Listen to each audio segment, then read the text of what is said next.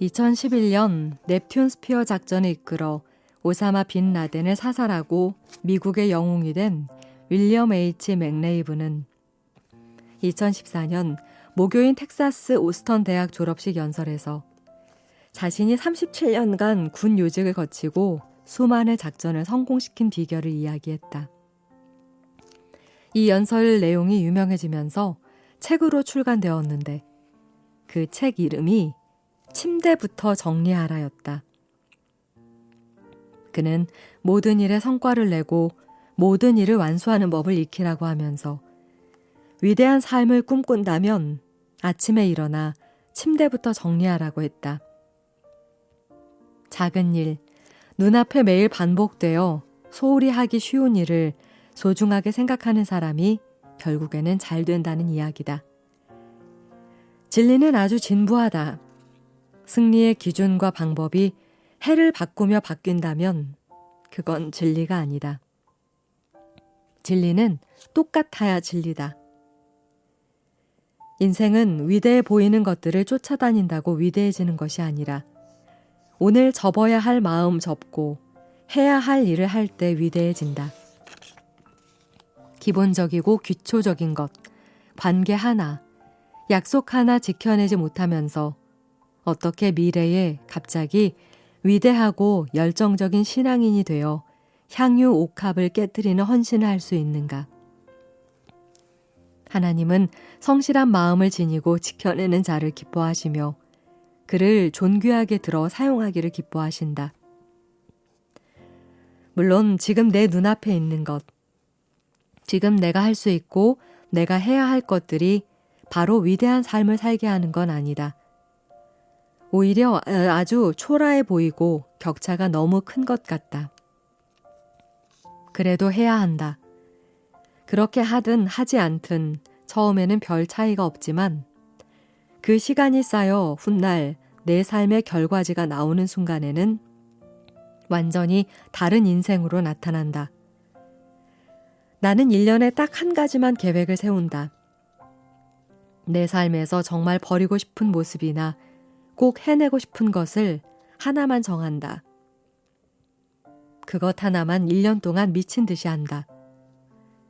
그 일을 개척 시작부터 지금까지 해왔다. 그런다고 나 같은 인간이 변화될까 싶었지만 그래도 꾸준히 했고 이제 20년이 됐다. 20개를 했다. 그런데 인생이 꽤 아름다워졌다.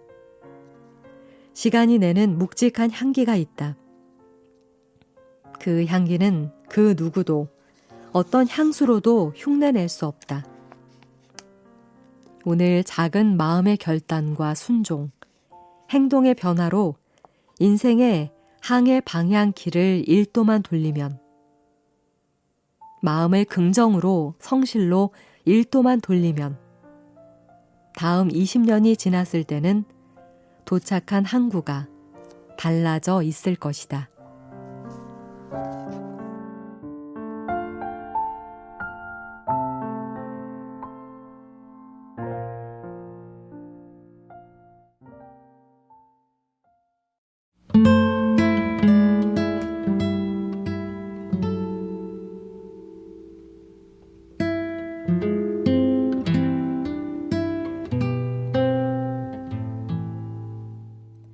히말라야 산맥에 위치한 인구 73만 명의 작은 나라. 부탄은 우리에게 가난하지만 행복한 나라, 행복지수 세계 1위로 잘 알려져 있다. 2010년 영국 유럽 신경제재단이 국가 행복도를 조사했을 때 부탄 국민의 97%가 행복하다고 대답했다고 한다. 그런데 유엔 산하 지속가능 발전 네트워크의 2018년 세계 행복 보고서에서 부탄의 순위는 95위에 그쳤다. 이렇듯 급격히 순위가 하락한 이유를 살펴보니 급격한 도시화로 부탄의 인터넷과 SNS 등이 발달하면서 국민이 자기 나라의 빈곤을 알게 되고 다른 나라와 비교하기 시작하면서 행복 지수가 급락한 것이라고 한다. 그들이 행복했던 이유는 비교하지 않아서였다. 다른 사람들이 사는 것을 보지 않고 나름대로 자기들만의 삶을 살 때는 행복했는데 현실을 알게 되고 비교하기 시작하니까 질투가 일어났다. 정문정 작가의 무례한 사람에게 웃으며 대처하는 법이라는 책을 재밌게 읽었는데 이 책 두 번째 파트의 한 소제목에 매우 공감했다. 그것은 불행하면 남에게 관심이 많아진다였다. 저자는 불행한 사람들은 자신의 삶에 만족하지 못하고 다른 사람들의 삶을 비난하거나 무시하는 경향이 있다라고 말한다. 비교하지 않고 살아가면 우리는 다 행복하다. 비교의식은 우리를 지옥과 같은 불행으로 이끌어가는 편도 티켓이다. 비교의식으로 남들을 바라보며 살아가면 우리 마음에 생기는 것은 두 가지밖에 없다. 교만 아니면 열등감이다. 교만과 열등감은 하나님을 바라보지 않을 때 생기는 현상이다. 200ml짜리 종이컵은 1.8리터 생수병을 만났을 때 기가 죽지만 그 생수병은 18.9리터짜리 생수통 앞에서 기도 펴지 못한다. 이들보다 더 큰 양동이, 고무통이 그 앞에서 잘난 척을 해도 바다 앞에서는 죄다 아무것도 아니다. 바다와 합쳐질 때는 컵의 물, 생수병의 물, 고무통의 물이 전혀 차이가 없다. 바다는 너무 커서 얼마큼을 붓든 티도 나지 않는다. 이 바다가 바로 하나님이시다. 물이 어떤 용기에 얼마큼 담겨 있었는지는 전혀 중요하지 않다. 바다와 같은 하나님의 능력을 받으면 우리의 스펙이나 능력이나 통장 잔고는 아무 의미가 없고 너나 나나 다 똑같다. 하나님의 능력을 받았느냐 안 받았느냐가 중요하고 하나님께 붙어있는 자, 하나님의 힘과 능력을 덧입는 자가 최고다. 신앙은 비교하는 것이 아니다. 고유한 것이다. 하나님만이 너는 충분하다라고 하신다. 그렇게 말씀하시는 유일한 존재시다. 그냥 나로 만족하시고 나로서 충분하다고 하시고 내 모습 그대로 수용하고 용납해 주신다. 세상 사람들은 나를 상품처럼 자꾸 비교하지만 하나님은 나를 포이에마, 즉 작품이라고 하신다.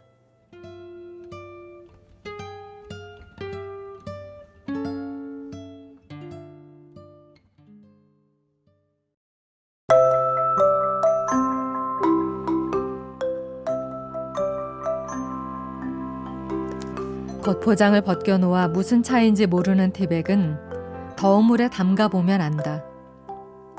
찻잎의 맛과 향이 우러나며 정체를 알 수 있게 된다. 정체란 평온할 때는 알 수 없지만 뜨거운 물과 같은 고난과 환난에 담기면 그제야 그 근본이 드러난다. 평온할 때는 누구나 잘 산다. 평탄하고 좋은 일이 있으면 누구나 신실하다. 그러나 병들고 사고나고 억울한 일을 당하는 등 어려움의 광야에 들어서면 본질이 나온다. 그래서 누구든 인생의 광야, 사막을 만나봐야 그 정체가 드러난다. 하나님의 테스트가 바로 그렇다. 광야의 시간은 하나님께서 내 본질, 내 실력, 내 믿음을 체크하고 점검하시는 때다. 광야는 내 본성과 밑바닥이 다 드러나는 곳이다. 괜찮은 줄 알았던 신앙의 미천함이 발각되는 곳이다. 광야에서는 진짜와 가짜가 구별되며 가짜 믿음과 준비되지 않는 연약함이 다 드러난다. 우리나라 양궁 대표팀의 실력은 대단하다. 2012년 런던 올림픽 때 이들 대표팀이 최고의 적수로 뽑은 것은 어떤 나라가 아니라 런던의 변덕스러운 날씨였다. 그래서 변화무쌍한 영국 날씨에 맞추어 훈련했다. 그런데 개막 4일 전부터 이상하리만큼 바람 한 점 없이 쨍쨍하고 맑은 날씨가 이어졌다. 그러자 기자가 다행스러워하며 당시 한국 남자대표팀 오선태 감독에게 이런 날씨가 계속 유지가 돼야 할 텐데요 라고 했는데 오 감독이 뜻밖의 대답을 했다. 아닙니다. 오히려 저는 비가 쏟아졌으면 좋겠습니다. 이런 환경에서는 누구나 잘 쏠 수 있죠. 비가 오고 바람이 불어야 비로소 선수들의 실력 차이가 확연히 드러나기 마련입니다. 너무 감동적이었다. 자신 있다는 말이다. 진짜 많이 할 수 있는 얘기다.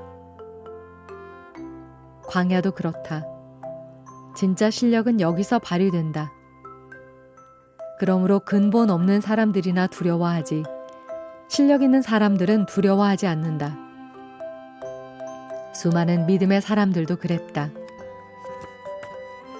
사막을 건너는 6가지 방법인 저자인 스티브 도나휴가 사막 횡단 체험과 컨설턴트로서 상담 및 적용한 사례들을 엮은 책이다.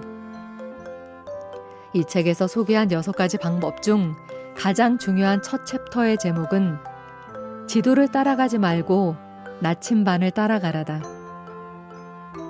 사막에서는 자기 감각을 의지하거나 시시각각 변하는 모래 언덕을 비롯해 자연 지형, 풍광을 의지하면 절대 사막을 탈출할 수 없다. 내 감각과 내 눈에 보이는 것을 의지하지 말고 오직 나침반만 의지하고 가야 한다. 광야가 그런 곳이다. 내 감각, 상황, 처지, 형편은 언제든지 변한다. 사람 또한 언제든 변한다. 풀은 마르고 꽃은 시들어도 영원히 변치 않는 나침반 같은 존재가 바로 말씀이다. 그 말씀에만 집중하고 가는 것이 광야에서 살아남는 법이고 하나님께서는 그런 사람들을 보신다.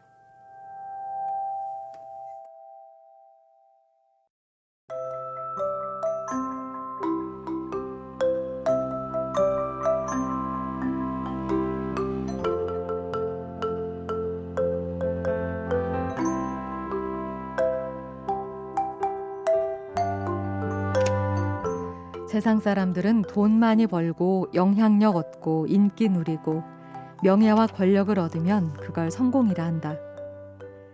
하지만 하나님은 우리에게 재물, 영향력, 재능, 시간, 학위, 능력, 명예 등을 주시는데 여기서 멈추지 않고 우리가 이것을 가지고 뭔가를 하기를 원하신다. 이것이 바로 목적이고 우리는 이것을 사명 또는 비전이라고 부른다. 목표와 목적을 혼동해서는 안 된다. 분명하게 목표를 세우고 나아가되 그 목표 너머에 목적의식을 분명히 갖고 있어야 한다. 그렇지 않으면 때로는 혼동되어 목표가 목적이 되어버린다. 그래서 목표지향적인 사람들은 이 목표를 위해 왜 싸우고 있는지를 잊는 실수를 저지를 때가 많다. 오늘도 우리는 저마다의 골리앗과 치열하게 싸우고 있다. 학생은 진학이라는 골리앗과 젊은이는 취업이라는 골리앗과 직장인은 승진과 성과라는 골리앗과 병상에 있는 분들은 질병이라는 골리앗과 각자의 영역에서 치열한 싸움을 벌이고 있다. 그런데 많은 사람이 맨날 목표만을 붙잡고 하나님께 기도한다. 하나님, 골리앗을 이기게 해주세요. 하나님, 돈 좀 벌게 해주세요. 사업 성공하게 해주세요. 좋은 대학 들어가게 해주세요. 취직하게 해주세요. 승진하게 해주세요. 정작 하나님은 그 목표보다는 목적에 관심을 두신다. 너 돈 벌면 뭐 할 건데? 사업 성공해서 뭐 할 건데? 병이 나으면 뭐 할 건데? 명예 얻고 권력 잡으면 뭐 할 건데? 이 질문의 답을 궁금해 하신다. 그런데 싸움이 너무 맹렬해서 골리앗과 싸우는데 완전히 몰입하다 보면 내가 지금 이 골리앗과 왜 싸우는지 진짜 목적을 잊고 그 싸움에서 이기려는 목표만을 위해 엉뚱한 일을 할 수도 있다. 목표와 목적을 혼동하지 말아야 한다. 목표 중심적으로 살아가면 소기의 성과들은 얻는 것 같다. 그러나 잘 됐는데도 헛헛한 인생들이 많다. 우리는 오늘도 목표와 목적을 혼동한 채 목표 그 과정, 골리앗과의 싸움에 전 인생을 걸고 싸운다. 물론 열심히 싸워야 한다. 그러나 목표 너머에 있는 목적을 분명히 하고 가는 방향을 아는 것이 더 중요하다.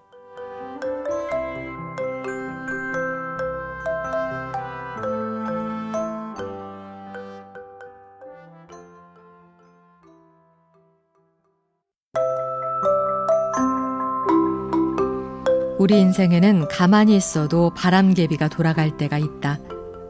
별 노력하지 않아도 힘들이지 않고 순풍에 돛단 듯 잘 나갈 때다. 그러다 그 순풍이 멈추고 역풍이 불어 힘들어지면 사람들은 대개 낙심하여 포기하고 주저앉는다.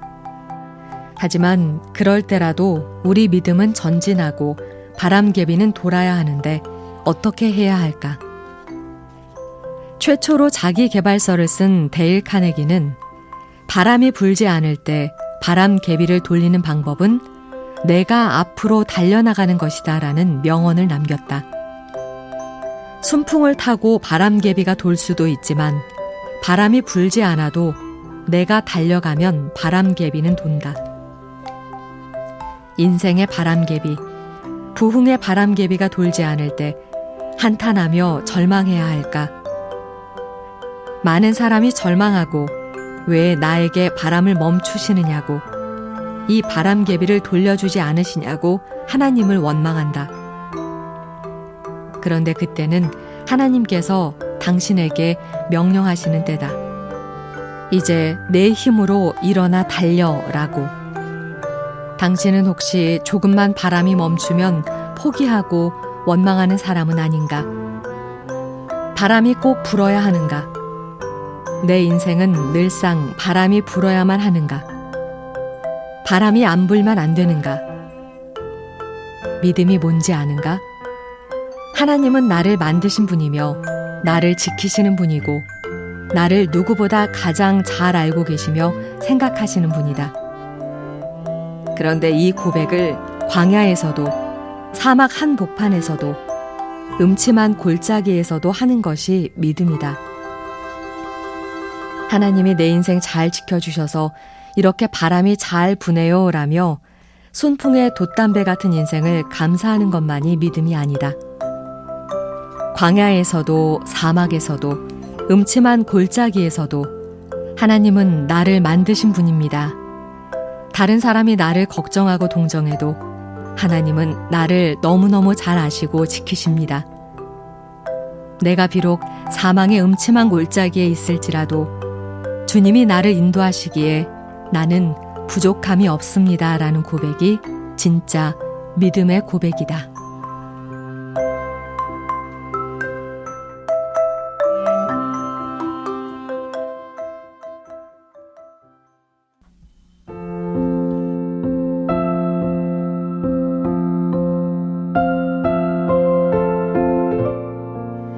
유치한 어린아이 수준에 머물러 기도하는 사람이 너무 많다. 갓난아기의 유일한 소통은 우는 것이다. 울기만 해도 먹여주고 기저귀 갈아주고 재워준다. 아기는 그럴 수밖에 없고 그래야 하지만 평생 울기만 하면 안 되고 성장하고 성숙해 가야 한다. 기도도 그렇다. 기도의 첫 단계는 구하는 것이다. 나의 필요를 아빠, 아버지이신 하나님께 정직하고 솔직하게 구해야 한다. 평생 이 수준에 머무르면 안 되지만 기도의 1단계는 구하는 것이다. 2단계는 하나님과 관계를 맺고 교제를 청하는 기도다. 아기가 조금 크면 엄마 아빠를 찾는다. 꼭 뭐가 필요하고 불편해서가 아니라 엄마 아빠를 보고 싶고 함께 하고 싶어서다. 우리도 하나님이 좋아서 별일이 없더라도 그분의 이름을 부르고 찾는 이 기도로 나아가야 한다. 아이가 더 자라면 아빠는 뭘 원하지? 엄마는 지금 뭐가 필요할까 생각하기 시작한다. 자기 필요가 채워지기만을 구하다가 어느 순간 하나님과의 관계와 은혜를 구하다가 더 나아가서 하나님의 마음과 나를 향한 그분의 뜻이 무엇인지를 고민하는 것은 철이 든 것이다. 이렇게 하나님의 뜻을 헤아리는 기도가 3단계다. 4단계는 회개 기도다. 하나님 편에서 볼 때 여전히 나는 불성실하고 게으르고 정욕과 탐욕에 물들어 죄악으로 나아가려는 모습이 보인다. 그래서 내 육신을 복종시키고 하나님의 뜻에 맞추려고 애쓰는 기도를 하게 된다. 회개가 시작되는 것이다. 마지막 5단계는 내 뜻을 꺾고 하나님의 뜻을 구하는 기도다. 처음에는 내 뜻을 구했지만 성숙할수록 하나님의 뜻을 위해 내 뜻을 꺾고 일치시키게 된다. 내가 깨지고 꺾여도 좋은 것이다. 예수님의 기도가 그러했다. 하나님, 하고 싶지 않아요. 할 수만 있다면 이 잔을 제게서 옮겨주세요. 하지만 내 뜻대로 마시고 아버지의 뜻대로 하옵소서. 내 목적이 하나님의 뜻과 일치되어 갈 때 강력한 기도가 되어 시대를 살리고 민족을 살리고 다음 세대를 깨우는 하나님의 능력의 통로가 된다.